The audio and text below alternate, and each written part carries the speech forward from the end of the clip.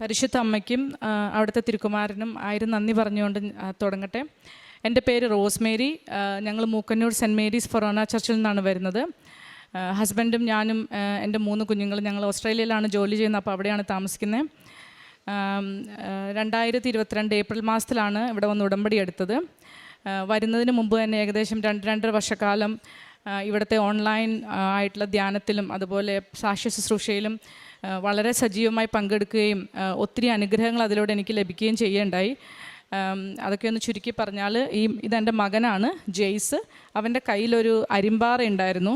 അപ്പോൾ മമ്മി ഞങ്ങളുടെ അടുത്ത് വന്നപ്പോൾ ചേച്ചി ഉടമ്പടി എടുത്തതിൻ്റെ ഉപ്പ് കൊണ്ട് തന്നിരുന്നു. ആ ഉപ്പ് വച്ച് ഞാനും മകനും കൂടി വിശ്വാസ പ്രമാണം ചൊല്ലി പ്രാർത്ഥിച്ചു. അത് കഴിഞ്ഞ് കുറച്ച് ദിവസം കഴിഞ്ഞപ്പോഴാണ് ഞങ്ങൾ അറിഞ്ഞത് അവൻ്റെ അരിമ്പാറ അപ്രത്യക്ഷമായെന്ന്. അത് എപ്പോൾ പോയി എങ്ങനെ പോയി എന്ന് ഞങ്ങൾക്ക് അറിയത്തില്ല. പക്ഷേ അത് അവിടെ നിന്ന് അപ്രത്യക്ഷമായി എന്നുള്ളതാണ് ഞങ്ങൾ കണ്ടത്.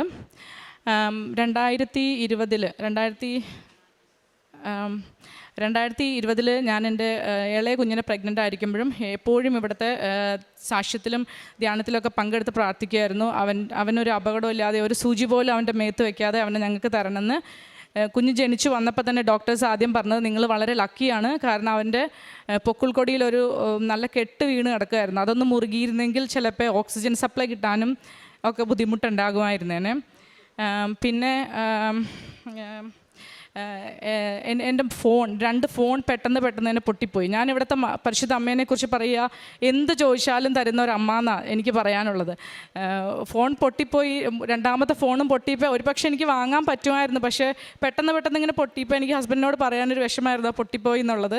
അപ്പോൾ ഞാനിങ്ങനെ മാതാവിൻ്റെ രൂപത്തിൽ നോക്കി വെറുതെ പറഞ്ഞു, ഞാനിങ്ങനെ കേട്ടിട്ടുണ്ട് സാക്ഷ്യത്തിലൊക്കെ ഒത്തിരി പേർക്കും ഫോണിനൊക്കെ ലഭിക്കണേ. ഞാൻ എൻ്റെ ഫോൺ മെയിനായിട്ട് ഉപയോഗിക്കുന്നത് അമ്മയുടെ ധ്യാനങ്ങളും സാക്ഷ്യങ്ങളൊക്കെ കേൾക്കാനാണ്. അപ്പോൾ എനിക്കൊരു ഫോൺ കിട്ടിയെങ്കിൽ നന്നായിരുന്നു എന്ന് ഞാനിങ്ങനെ ചുമ്മാ പറഞ്ഞു. അതേ ഞാൻ പറഞ്ഞു, എനിക്കിവിടെ ആരുമില്ല, എനിക്ക് എൻ്റെ ചേട്ടനോ ചേച്ചിയോ അങ്ങനെ ആരുമില്ല, അപ്പോൾ എനിക്ക് എന്തായാലും ഫോൺ കിട്ടത്തില്ല, ഞാൻ ചുമ്മാ പറഞ്ഞ കേട്ടോ എന്നും പറഞ്ഞ് അങ്ങനെ അങ്ങ് പോയി. നെക്സ്റ്റ് ഡേ ഞാൻ വർക്കിൽ ചെന്നപ്പോൾ എൻ്റെ ഒരു കൊളീഗ്, അവരെൻ്റെ ഫ്രണ്ടൊന്നുമല്ല, ജസ്റ്റ് ഒരു കൊളീഗാണ്. അപ്പോൾ എന്തോ ഒരു കാര്യത്തിന് എനിക്ക് അവരെൻ്റെ ഫോൺ കാണിച്ചു കൊടുക്കേണ്ടി വന്നു, എൻ്റെ ഫോണിലൊരു ഫോട്ടോ. അപ്പോൾ അവരെന്നോട് ചോദിച്ചു, നിങ്ങളെങ്ങനെയാണ് ഈ ഫോണിൽ കാണുന്നത്, ഇത് ആകെ ചിന്നിയിരിക്കുകയാണല്ലോ എന്ന് പറഞ്ഞു. അപ്പോൾ ഞാൻ പറഞ്ഞു, ഇങ്ങനെ പൊട്ടിപ്പോയതുകൊണ്ട് ഞാൻ വാങ്ങിച്ചിട്ടില്ല, വാങ്ങണമെന്ന് പറഞ്ഞു.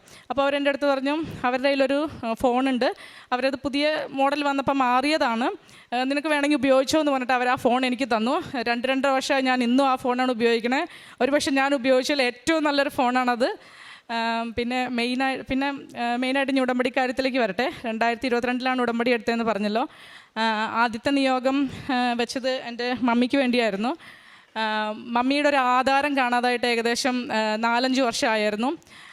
അപ്പോൾ അത് പൂർവികരുടെ സ്വത്താണ്. അപ്പോൾ അത് ആധാരം നഷ്ടപ്പെട്ട വലിയ ബുദ്ധിമുട്ടാണ്. എല്ലാവരും മമ്മീനെ കുറ്റപ്പെടുത്തും, മമ്മിയുടെ കയ്യിൽ നിന്ന് പോയി, മമ്മി സൂക്ഷിക്കാതെയാണെന്ന് പറഞ്ഞിട്ട്. അപ്പോൾ അതായിരുന്നു ഒരു നിയോഗം.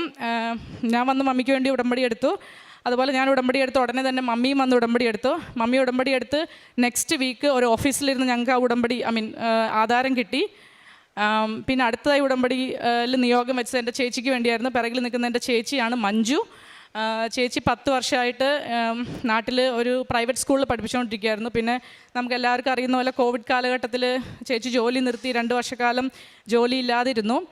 അത് കഴിഞ്ഞ് 2 വർഷം കഴിഞ്ഞപ്പോൾ ചേച്ചിക്ക് ജോലി വേണമെന്ന് ഞങ്ങൾ ആഗ്രഹിച്ചു. ചേച്ചിക്ക് നല്ല ജോലി കിട്ടാൻ വേണ്ടി പ്രാർത്ഥിച്ചു.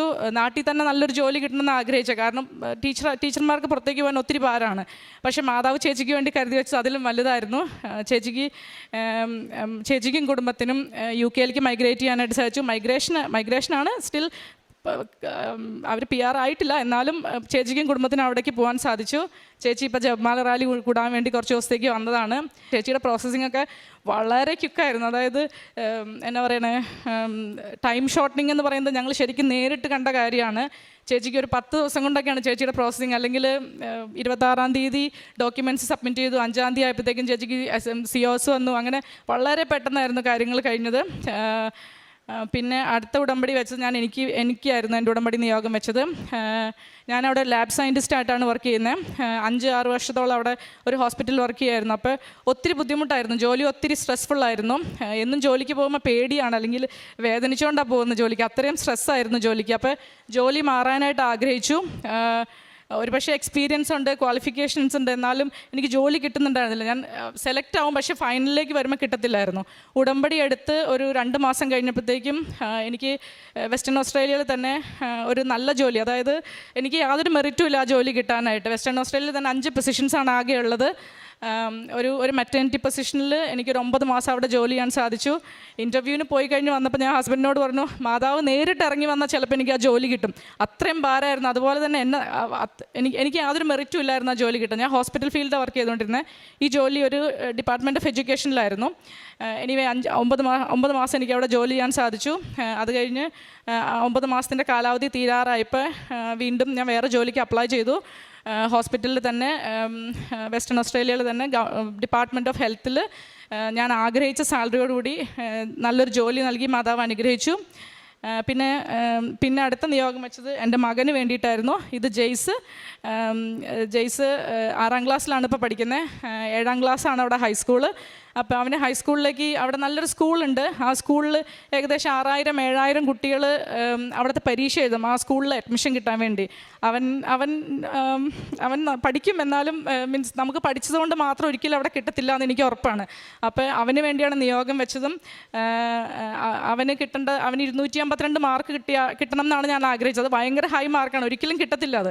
അപ്പോൾ ആ മാർക്ക് ഞാൻ ആരോടും പറഞ്ഞില്ല. ഞാൻ ആഗ്രഹിച്ച മാർക്ക് ഇവിടുന്ന് ഉടമ്പടി എടുത്ത് ചെന്നപ്പോൾ ഞങ്ങൾ പ്രാർത്ഥിക്കുന്ന റൂമിൽ രൂപത്തിൻ്റെ സ്റ്റാൻഡിൽ ഞാനിങ്ങനെ എഴുതിയിട്ടു. ഹസ്ബൻഡിനെ എല്ലാവരെയും കാണിച്ചു കൊടുക്കാൻ വേണ്ടി ആ മാർക്ക് കിട്ടിക്കഴിയുമ്പോൾ. അങ്ങനെ അവന് വേണ്ടി പ്രാർത്ഥിച്ചുകൊണ്ടിരുന്നു. അവൻ്റേതായ രീതിയിൽ പഠിച്ചു. അവനും നല്ല വിശ്വാസമാണ്. അവൻ്റെ മാർക്ക് വന്നപ്പോൾ അവന് 251 മാർക്ക് കിട്ടി. അവൻ ആദ്യത്തെ ഇൻടേക്കിൽ തന്നെ അവന് അഡ്മിഷൻ കിട്ടി. നെക്സ്റ്റ് ഇയർ അവൻ പുതിയ സ്കൂളിലേക്ക് സ്റ്റാർട്ട് ചെയ്തുകൊണ്ട് മാത്രമായില്ല, ഇനി മുന്നോട്ടും അവനെ മാതാവ് അനുഗ്രഹിക്കുകയും മുന്നോട്ട് നല്ല കുഞ്ഞായിട്ട് വളരാനും അതുപോലെ നന്നായി പഠിക്കാനുമുള്ള കൃപ അവന് കിട്ടട്ടെ എന്ന് പ്രാർത്ഥിക്കുന്നു. കാരുണ്യപ്രവർത്തികളായിട്ട് നമുക്കവിടെ അധികം ചെയ്യാൻ പറ്റത്തില്ല, പക്ഷേ ആർക്കെങ്കിലുമൊക്കെ ചിലപ്പോൾ വഴിയിലിരിക്കുന്നവർക്ക് ഭക്ഷണം മേടിച്ചു കൊടുക്കാറുണ്ട്. പിന്നെ ഇതുപോലെ നാട്ടിൽ വരുമ്പോൾ അല്ലെങ്കിൽ കൊച്ചു സാമ്പത്തിക സഹായങ്ങൾ, എന്നെക്കൊണ്ട് പറ്റുന്ന സാമ്പത്തിക സഹായങ്ങൾ ചെയ്യാറുണ്ട്. പിന്നെ ഇവിടെ നിന്ന് എപ്പോഴും ഞങ്ങൾ വരുമ്പോൾ പത്രങ്ങൾ, പേപ്പർ, ഇവിടുത്തെ കൃപാസന പേപ്പർ